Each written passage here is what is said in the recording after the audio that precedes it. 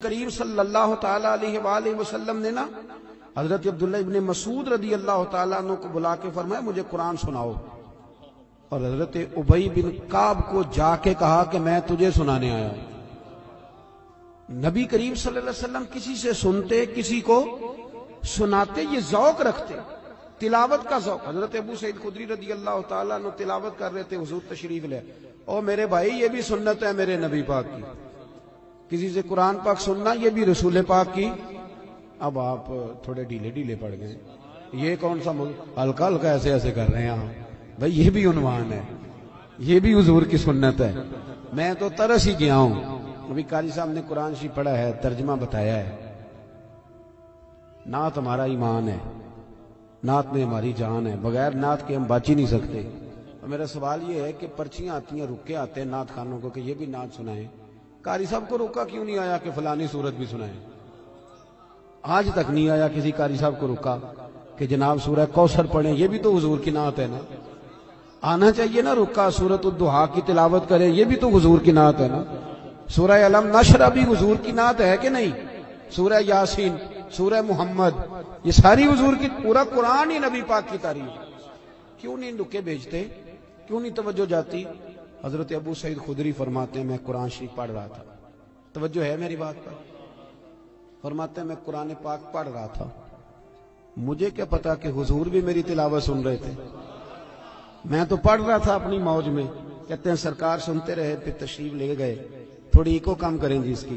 کہتے ہیں جب میں حاضر بارگاہ ہوا تو حضور نے فرمایا ابو سعید آج میں نے سنا ہے تو نے بڑا ہی سونا پڑھا ہے، مجھے بڑا پسند ہے۔ ویسے ریاکاری منع ہے، ویسے کسی کو دکھانے کے لیے منع ہے، پر یہاں حضرت ابو سعید نے نیا رنگ بیان کیا، کہنے لگے حضور مجھے تو پتہ ہی نہیں تھا آپ سن رہے ہیں، ورنہ میں نے تو اور بنا کے پڑھنا تھا، ذرا بنا کے پڑھنا تھا، بنا مجھے بات یاد آ گئی۔ حضرت ابو سعید خدری، یہ شاگرد جو ہے نا کسی کے بھی، میرے بھی ہیں کچھ شاگرد محفل میں، پر آج کل شاگردوں کے لیے دعا بڑی کرنی پڑتی ہے، کیونکہ وہ قول پہ عمل کم ہی کرتے ہیں، دعا ہی ہے ان کو لگ جائے تو اللہ ماشاءاللہ۔ تو حضرت ابو سعید خدری رضی اللہ تعالیٰ عنہ، یہ شاگرد ذرا توجہ کریں، شاگرد ذرا خیال فرمائیں۔ حضرت ابو سعید خدری رضی اللہ تعالیٰ عنہ فرماتے ہیں کہ مجھے بات یاد آ گئی چلتے چلتے، یہ بھی روحانی زندگی کی باتیں۔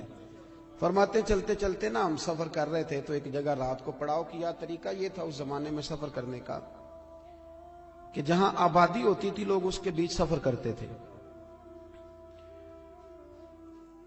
اس کے وہاں آرام کرتے تھے، اور جنگل ہوتا تھا وہاں سفر کرتے رہتے تھے۔ کئی دفعہ زیادہ رات کو بھی جا کے کوئی آبادی نظر آتی تو کوشش کرتے تھے کہ پڑاؤ آبادی میں کریں رات کا، تاکہ کوئی درندے وغیرہ تنگ نہ کریں۔ کہتے ہیں ایک قبیلے کے پاس ایک گاؤں میں ہم نے پڑاؤ کیا تو بھوک بھی بڑی تھی، پیاس بھی بڑی تھی۔ قبیلے والوں سے کہا یار پانی پلا دو، کوئی کھانے پینے کی چیز دے دو۔ انہوں نے کہا جی آپ کو نہیں دینی، اسلام کے بڑے دشمن تھے معاذ اللہ، توجہ ہے میری بات پر، آپ کو نہیں دیں گے۔ اچھا جی نہ دی انہوں نے۔ آدھی رات کا وقت ہوا تو حضرت ابو سعید خدری کہتے میں قیادت کر رہا تھا قافلے کی، تو ایک بندہ دوڑا آیا، کہنے لگا کوئی دم درود کر لیتے ہو؟ اب تو یہ کام بڑا آسان ہے نا، تو اس کاروبار پہ آپ کو پتہ ہے انویسٹمنٹ ہی کوئی نہیں ہوتی، نفع ہی نفع ہے، جتنا مرضی کما لے۔ کوئی دم درود کر لیتے ہو؟ تو حضرت ابو سعید خدری کہنے لگے میں نے کہا کر لیتے ہیں۔ کہنے لگے چلو، پھر ہمارے سردار کو بچھو لڑ گیا۔ یہ ایک روایت، یہ حدیث بخاری میں بھی موجود ہے اپنی اصل کے لحاظ، اور باقی بھی بہت ساری کتب حدیث میں پائی جاتی ہے، روایات کے الفاظ کے اختلاف کے ساتھ۔ حضرت ابو سعید خدری رضی اللہ تعالیٰ عنہ فرماتے ہیں میں نے ان سے کہا بھائی کیا ہوا؟ کہنے لگے بچھو لڑ گیا۔ ایک روایت یہ کہ سردار کو، ایک یہ کہ سردار کی بیٹی کو۔ تو جناب ابو سعید خدری سے کہنے لگے دم کر دو کیا؟ فرمانے لگے دم تو کر دوں گا پر پیسے لگیں گے، تم نے جو کہا تھا کہ تمہیں روٹی نہیں دینی، تو جو اس طرح کا ہو اس سے تو کر لینا چاہیے نا۔ اب اس سے کوئی تقریر کے پیسے طے کرنے کی دلیل نہ پکڑ لے، نہ ناد خاں کو پکڑ لے، میں جہاں بات سنا رہا ہوں اس کو وہی رہنے دینا، کیونکہ ہم اپنی مرضی کی بھی استدلال کرتے ہیں نا۔ حضرت ابو سعید خدری کہنے لگے میاں پیسے لگیں گے۔ اب بندہ جب الجھ جاتا ہے تو پھر سارے پیسے دیتا ہے۔ اب وہ الجھے ہوئے تھے، پھنسے ہوئے تھے، کیا کرتے؟ کہنے لگے جتنے مرضی لینا، ساتھ تو چلو۔ حضرت ابو سعید خدری رضی اللہ تعالیٰ عنہ فرماتے میں ساتھ گیا، میں نے کچھ پڑھ کے پھونکا، شفا اللہ نے دے دی، شفا اللہ نے دے دی۔ وہ کہنے لگے جی بتائیں کیا لیں گے؟ میں نے کہا پہلے میرے سارے قافلے کو روٹی کھلاؤ اور پھر 40 بکریاں لوں گا ایک دم کرنے کی۔ اے ریٹ ویکھیا جو ذرا، کتنی بکریاں؟ اللہ آپ کو جزائے خیر عطا فرمائے، اللہ آپ کو برکت دے۔ میں نے کہا پہلے کہہ جو کوئی اس سے کوئی دلیل نہ پکڑ لے، اب حدیث آ گئی ہے تو عرض تو کرنی ہے نا۔ حضرت ابو سعید خدری کہتے ہیں کہ روٹی بھی کھائی، پانی بھی لیا، 40 بکریاں بھی لی۔ اب صحابہ میں اختلاف ہو گیا، کچھ کہنے لگے لینی چاہیے تھی، کچھ کہنے لگے نہیں لینی چاہیے تھی۔ رائے کا اختلاف صحابہ میں بھی۔ ہمارے ہاں مصیبت یہ ہے کہ رائے کے اختلاف کو مخالفت بنا لیا جاتا ہے۔ اہل حق کے اندر جو اختلاف ہوتا ہے وہ تو رحمت ہوتا ہے، لیکن جرت نہیں کسی کی کہ ہماری رائے کے خلاف کو بندہ رائے، ہم تو اڑے ہوئے بڑی بڑی چھوٹی چیزوں پہ اڑ جاتے ہیں۔ بہرحال اختلاف ہو گیا کہ لینی چاہیے تھی کہ نہیں لینی چاہیے تھی۔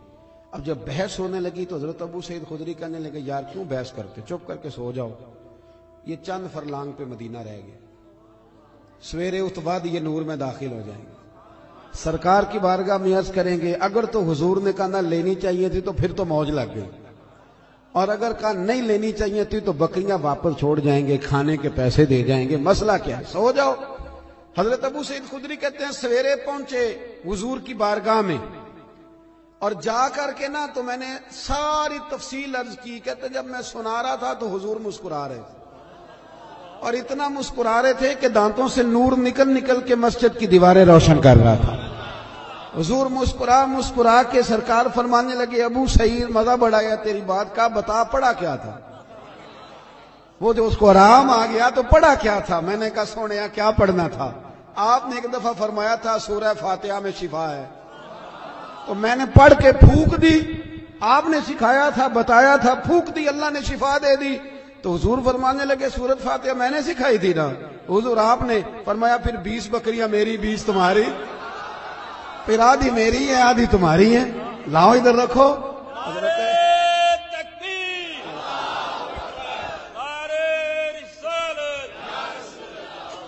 نعرہ حیدری، سیدی مرشدی، سیدی مرشدی۔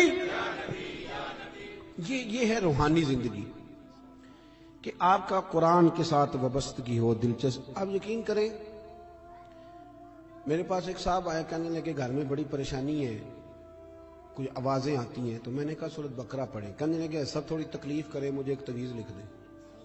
میں نے کہا میں اس سے زیادہ بھی تکلیف کرنے کو تیار ہوں، پر میرے لکھے تعویذ میں کیا اثر ہوگا؟ تعویذ بالکل جائزہ دینا چاہیے، پر تمہیں وہ والا تعویذ دے رہا ہوں جو رسول پاک نے عطا فرمایا۔ حضور نے فرمایا سورہ بقرہ پڑھو، فرمایا جن کیا شیطان بھی تمہارے گھر سے دوڑ جائے گا، پر وہ وضو کرنا پڑتا ہے نا، قرآن شریف لانا پڑتا ہے۔ ہم اپنی روحانی زندگی کو بالکل چھوڑ بیٹھے، بالکل۔ ایک حافظ جی کل میرے سامنے قرآن شریف پڑھ رہے تھے، تو میں نے ان سے پوچھا پتر کیا کر رہے ہو؟ کہنے لگے روزے قریب آ گئے۔ میں نے ان سے کہا سنو یہ بات ٹھیک نہیں تمہاری، بچے بدنوں کو سنانے کے لیے یاد کر رہے،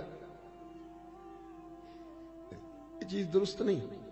مجھے شاگرد پڑھتے ہیں نا ہمارے پاس، تو میں درس نظامی کے طالب علموں سے کہتا رہتا ہوں کہ اگر مطالعہ اس لیے کرو گے نا کہ قوم کو سنانا ہے، واہ واہ کرانی، تو تمہیں کوئی چیز یاد نہیں رہے گی۔ اللہ بڑا غیور ہے، ان صلاتی و نسکی و محیای و مماتی للہ رب العالمین۔ اپنی اصلاح کے لیے قرآن و سنت پڑھو، پھر جب تم ممبر پہ بیٹھو گے تو رب تمہاری زبان پر حکمت کے چشمے جاری کر دے۔ اب قرآن شریف اس لیے یاد کرنے کے لوگوں کو سنانا، چلیں یہ بھی ٹھیک ہے تراویح کے لیے، پر کچھ اتنا بھی تو پڑھے نا کہ میرا اللہ راضی ہو جائے، مجھے سکون ملے۔ اپنی روحانی زندگی پر محنت